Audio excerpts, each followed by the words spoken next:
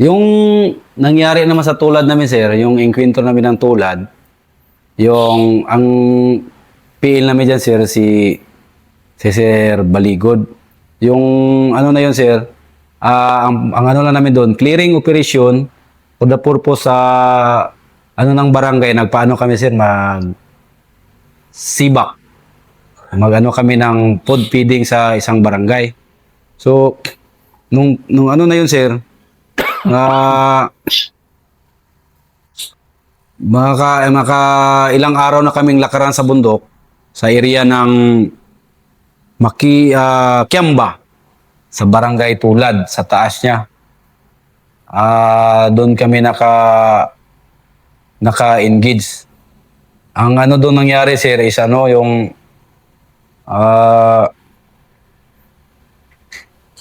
nangyari doon, sir, yung paano kami ng bundok, yung meeting engagement. Nangyari doon na ano, sir, may natamaan na naman kami na tropa. Yung natamaan namin na tropa, sir, buti na lang hindi napapatal kasi hindi talaga basta-basta i-exit doon sa area na yun, sir. Kasi nasa 1,000 plus na kami, sir, eh. 1412 hill 1 yung elevation niya. Tapos, malamig na yun. 141. Malamig na, sir, din masukal pa talaga, sir. Malamig na masukal na hindi mo basta-basta maisit. Kahit ikaw nga mag-isa, sir, maglakad, hindi mo basta-basta ano yung ikaw lang mo yung gagawa ng daan.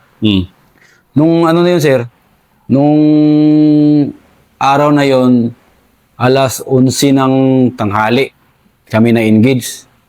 Nung natamaan yung tropa ko dito banda sa may balikat, ito na, sa ano nabalian talaga yun, sir. Ano yung buto niya. Ako na naman yung nag-ano doon, sir. Nagsisave sa kanya. Sayang lang, wala akong picture doon. Wala akong video doon. Nung pag ano doon, sir, ang PL namin at saka namin, nag-assault sila, sir. Ano sila doon. Nung pag ano na niya, tawag si PL namin, sir, kumusta na yung ano doon. Sabi ng radyo man namin, sir, huwag ka nang magproblema, sir, kasi ano na ni Sir Villamonte, sir, naayos na. Napasalamat yung PL namin, sir. Siya okay na. Nung pagbalik ng PL namin, sir, ang order doon, sir, purso kami. Nung ano doon, sabi ko sa kanya, sir, mayroon din tayo. Kailangan nating ibaba. Kaya magpurso tayo, sir. Wala tayong yung ano natin, sir, wounded. Buti na lang nag-ano din si PL namin, sir, declare, sige, bababa tayo ng barang sitio. Nung binaba namin, sir,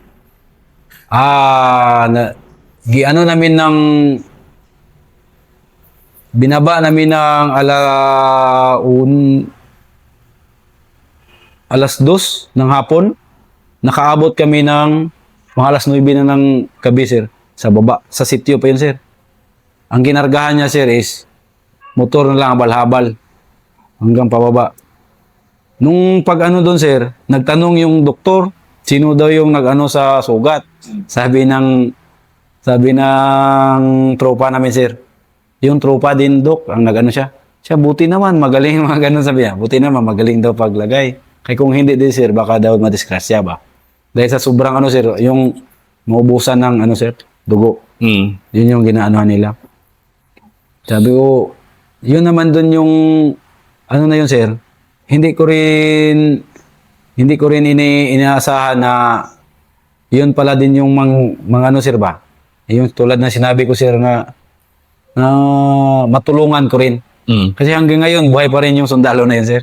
Ngayon ba? Oh, yes, sir. At parati niya akong tinatawagan, at ito ganyan. Nasa may sir, dati ko siyang kinumusta. Kaya yun yung experience ko dyan sa ano, sir, sa Makima area. Kasi ang bundok dyan, sir, kalawak, lapad yung ano dyan, sir, tapos kalamig.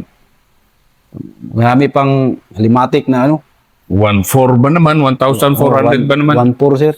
Yun yung ano doon. Kasi, nag-ano kasi doon, sir, may naanuhan na kami sa baba. Sabi ko, alas 10 pa lang, nag-declare na ako, sir. Short hold tayo, kain muna tayo. Kasi parang, ano ba. Nung pagdating sa taas, sir, buti na lang ganun nangyayari. Nakakain na kami bago nangyari yung ganun.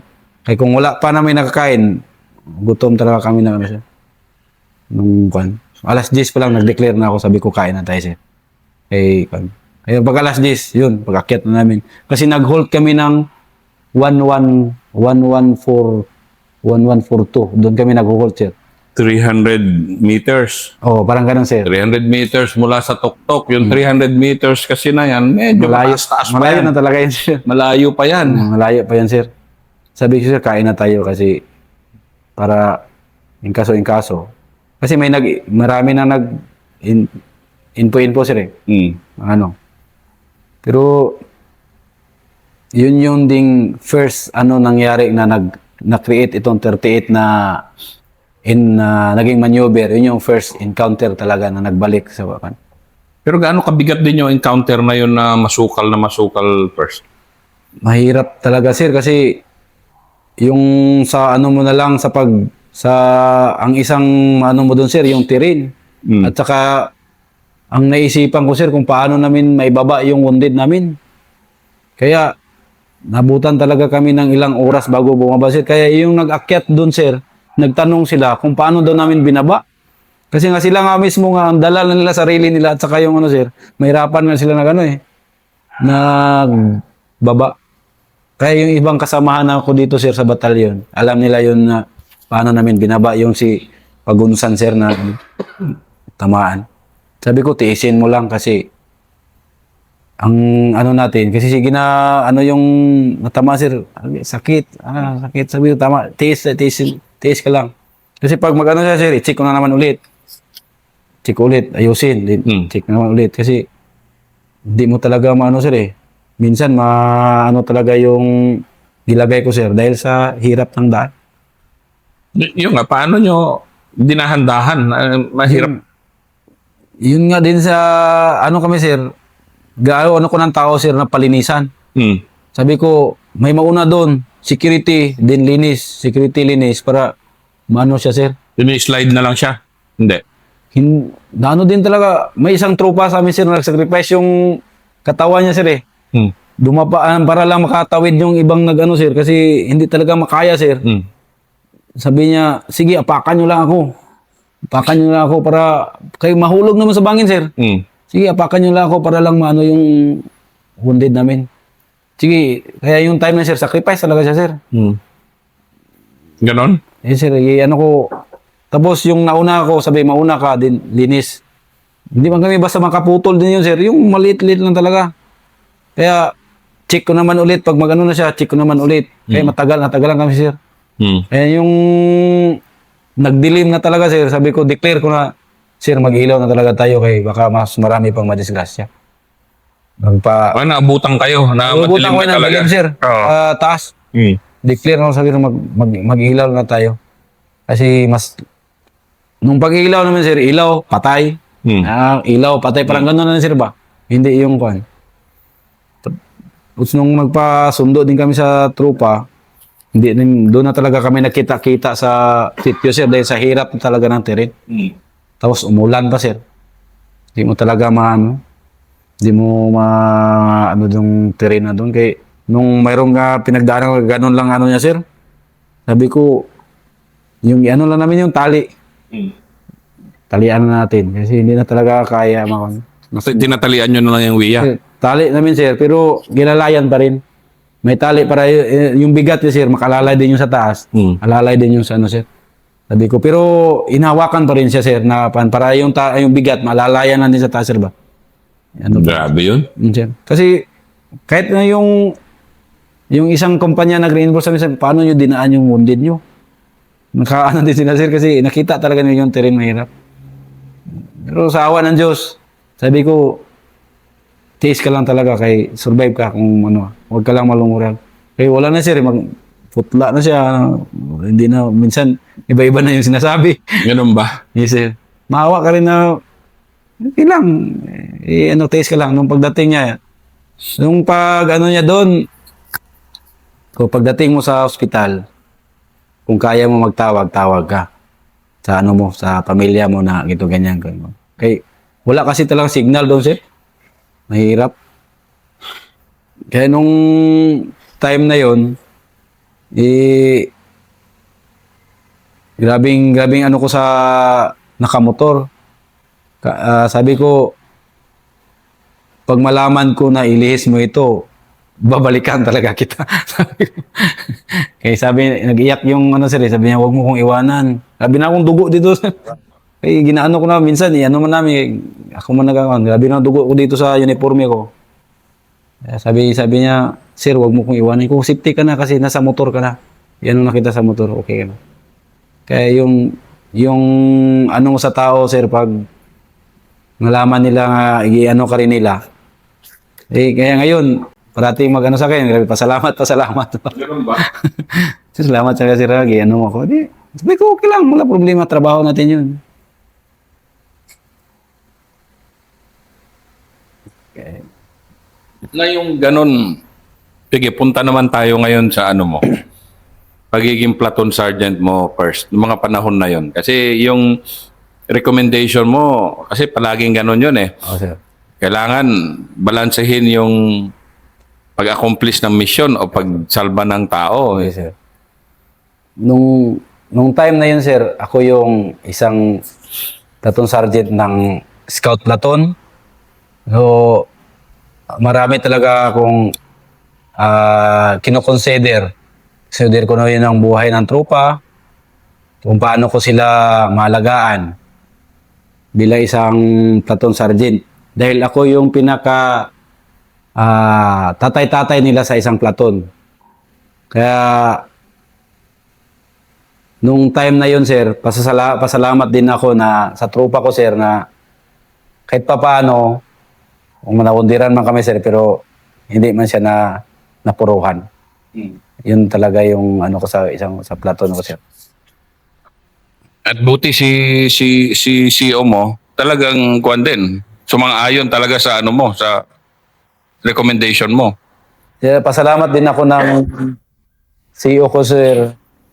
Kay Sir Baligon, sir, yung time na yun na siya yung platoon leader namin sa scout, sir, na kinig din siya sa advice sa ano ko, sir, sa suggestion ko dahil sabi ko, sir, buhay na ang pinag-usapan dito, sir. Eh, yung encounter, sir, darating yan habang sundalo pa tayo, sir. Sabi ko, pero ang tropa natin, sir, pag hindi natin ito may ligtas, tayo din ikwento rin tayo na habang buhay, sir, sa tropa natin, sir. No? Hindi mo lang tayo nakatulong. Sabi ko, hayaan mo muna yung encounter, sir. Ayaw natin isave yung buhay ng tropa natin. Kasi marami pa rin yung naghihintay na pamilya, kapatid, mga kamag-anak niya, sir. Sabi ko, buti na lang, sir, pasalamat din ako na sumang-ayon din siya sa suggestion ko, sir. Kaya tumawag siya kay Sir Atilano, sir. Sir Atilano yung time na battalion commander namin yun, sir. Na ibaba muna namin yung, ano, sir, wounded namin, sir. Kaya, sabi niya, sige, doon lang tayo magkita sa, sa sitio na yun. Kaya, malaki din pasalamat namin, sir, kay Sir Atilano, sir, kasi kahit papaano, kahit gano'n kanon, sir, ano kami ng dinalihan, gano'n talaga kami ng chopper doon, sir.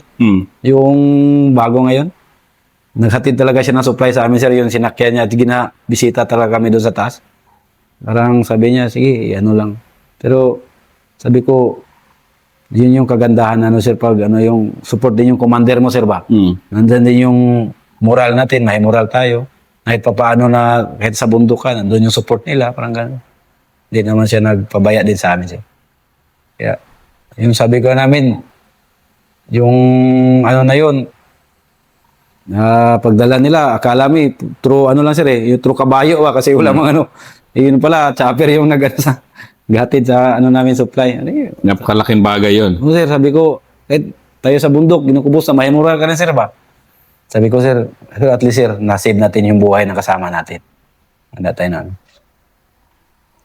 Bilang first sergeant ngayon, first, siyempre, wala ka na sa front line, medyo mapayapa na ng kaunti. Yes, sir. Ano yung mga tinuturo mo naman about leadership sa mga tao mo ngayon? Ngayon, sir, sa first sergeant sa Bravo Company, sir, ng 38 IB, ang payo ko lang sa mga kabataan, sir, sabi ko, sumunod lang kayo, walang mangyari sa atin. Kasi kung hindi tayo marunong sumunod sa mga ano ng mga senior natin, mapalihis tayo ng landas. Kasi ako, dumaan ako sa mga ganyan. From rifleman, assistant squad leader, naging platoon sergeant. Ngayon, hindi ko rin na-expect naging first sergeant ako. Ngayon, bilang first sergeant, naging first sergeant na ano ako, sabi ko, sumunod lang kayo kung ano ang gano'n ng mga senior nyo. Walang mawawala sa atin. Ngayon, tingnan nyo ako. Dumaan man ako sa ganyang hirap. Alam ko kung ano ang hirap sa taas, anong hirap pag mawalan ka ng tropa. Kasi nung sa DRC ako, nawalan kami ng tropa, sir. Kaya maisip-isip mo rin kung gaano-kano ba kahalaga yung tao mo kasi mayroon din yung naghihintay na pamilya. Sabi ko, sumunod lang tayo. Walang mawala sa atin. Ako, balang araw, ang katayan ko ngayon, sa sunod, hindi kayo habang buhay nandyan sa baba. Tataas at tataas yung ranggo nyo, hawak at hawak kayo ng tao. Sabi ko, kung ano man yung guidance ng commander natin, wag lang natin, sulungatin na yung anong mga gusto nilang mangyari. Sunod lang tayo. Lumaki ka sa ano ba? Lumaki ka sa gera-gera sa napakagulong lugar. Yan, Kitango, yan. Lahat ng yan. Ngayon, medyo nasa mapayapang lugar ka. Anong malaking diferensya sa anong pagbabago sa mindset mo? Nanibago talaga ako sa mga ganyang sir, kasi nasasanay ako na maglakad. Oh. Sanay ako sa ng bundok. Minsan, maano mo rin sir na ito na pala yung maano ka dito sa area na to, na sa magandang lugar, medyo makaisip ka rin na at least sa ngayon nakuha mo yung ganitong ganitong sistema na mo yung feeling mo rin na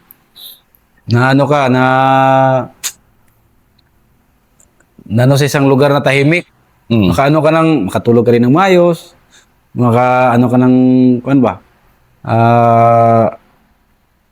Makaisip ka rin ng maayos doon sa para sa tropa mo.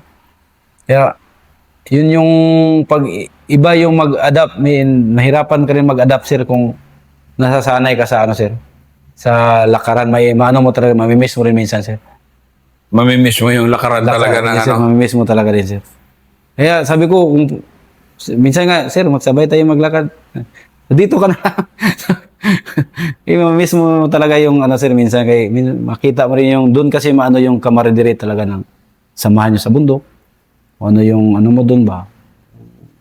Yung ng tropa. Makikita mo talaga yung anong reaksyon ng tropa pag pagod, parang ganito. Pagdating sa baba, parang normal na lang. Parang walang iniisip. Parang akala mo kung hindi mahirap yung pinagdaanan sa taas. Pagdating dito, okay lang. Parang ka na agad na. Sabi mo, sige, pahinga lang muna tayo. Sabi ko, pag time na may pahinga tayo. Hindi, totoo lang yan. Kung minsan kasi makita mo yung sundalo dito, relax lang dito sa baba. Pero hindi mo alam yung pinagdaanan niya talaga. Yun talaga sir, yung pagdating mo sa baba, akala mo, hindi ba ito na sila? Ganun na, akala mo, nagre-relax na sila. Pero pagdating sa nakasabi ko sila rin sa minsan yung ibang mag-akyat dyan, kaya nyo akyatin yan. Sabi ko, kaya. Kaya, pagdating dito sa ma-feel mo, relax ka na. Sabi ko, okay din pala, maano mo rin yung utak mo ba? Ma-relax mo rin yung utak mo. Kaysa, pagdating sa taas, iniisip mo, resupply. Iniisip mo, paano mo save yung tropa. Ang isa mong ingatan, yung walang mahulog. Sa pinagdaanan natin rin, mahirap kayo rin. Ilang tali yung mga tali-tali namin. Meron ba? O sir, pati kulot, ang tawag kasi namin dyan, kulot-kulot na bundok. Pag yun talagang sobrang tarik na hindi pa napupuntahan ng mga mountaineers, yung mga napupuntahan ng sundalo. Sa totoo lang. Sabi ko nga sir, tayo yung pinaka-labis adventure. Adventurist. Adventure talaga. Sige nga, ikwento mo nga master yung mga masasayang, mga 1,400, mataas na talaga yan. Taas na yun sir. Yung sabi ko nga yung sundalo, yung isa sa mga grabe, sa mga adventure dahil Yung sa amin, sir, yung inakyat namin, sir, na sabi ko, pader talaga. Ilang tali yung ginamit namin, sir. Tapos, sabi ko, yung mga tali ng duyan, ilabas yun na. Ilabas na talaga, sir. Ang inuna namin minsan, sir, yung pak, ito, tapos sa kanya tao. Kasi, tapos pag makita mo to, sir, pag mahulog ka talaga, wala. Sabi ko, ingat talaga sa ano. Tapos madulas pa, sir. Ayun, delikado yun. Madulas pa, sir. Tapos kataas-taas pa yung bundok. Akala mo, pag akyat mo, yun na yung target. Di pa pala, akyat ka pa man Meron ulit. pa. Sir. Isa din yun sa ano, sir, yung tumawid kami ng ilog. Na, yung isa, sige, lamoy mo na, talian mo dito para matali mo lang yung ano. Yun ang, sabi ko, tapos pagdating dito sa baba, parang wala lang. Ano ka lang. Yan yung extreme adventure. Yes, sir. Sabi ko nga kung ano natin, tapos sabi ko ingatan talaga natin servisyo natin. Sa mga kabataan ngayon, sir, na sergeant na ako, yun yung parati yung sinasabi, sir. Na ingatan yung ano, servisyo natin, then sumunod lang tayo, walang mawawala sa atin. Kasi pag hindi tayo makinig din, magano tayo sa senior natin, malamang malihis yung landas natin, mahirap. Hindi natin matapos yung ano, aim natin na retire ng maayos. Ano, sir? Gaano ka naman ka-proud na pinili mo maging combat medic? Na ano ko, proud talaga ako naging ano, sir, dahil nasubukan ko na talaga sa buhay ko, sir, na ilang beses na ako nakasave ng buhay ng kasama natin, sir. Kaya naging proud talaga ako naging combat medic ako, sir, dahil hindi lang isa o dalawang buhay na save ko, sir. At hanggang ngayon, sir, ano pa rin ako sa mga kasama namin, sir. Nag-mentor pa rin ako sila, ito, ganyan, sir. Dahil doon ko talaga nakita na importante talaga yung mga ganong skills, sir, sa bundok. Dahil hindi lahat ng tropa talaga may skill na gano'n na medyo Yes, sir. At saka isa talaga pag ikaw yung combat medic, focus. Then, anuan mo talaga yung, ano mo ka ng, panindigan mo na yung bilang pagiging combat medic. Dahil, train ka nga ng combat medic, pero hindi mo man i-apply, sayang din. Yung hindi mo man kasi minsan, sir, may na gano'n na matakot ng dugo eh. Ganun ba? Takot sa dugo, matakot maghawak ng mga wounded. Sabi ko, yun na yun eh, panindigan na natin yung ano natin. Kaya hindi talaga ako nagsisi, sir. Kaya naging proud din ako, naging medic ako, sir. Dahil nasubukan ko na din talaga sa bundok. Nakakaano ako. Save ako. Yun ang final part ng War Stories ni First Sergeant Villamonte ng 38 IB na lumaki sa 63rd Infantry Battalion. Salamat, First.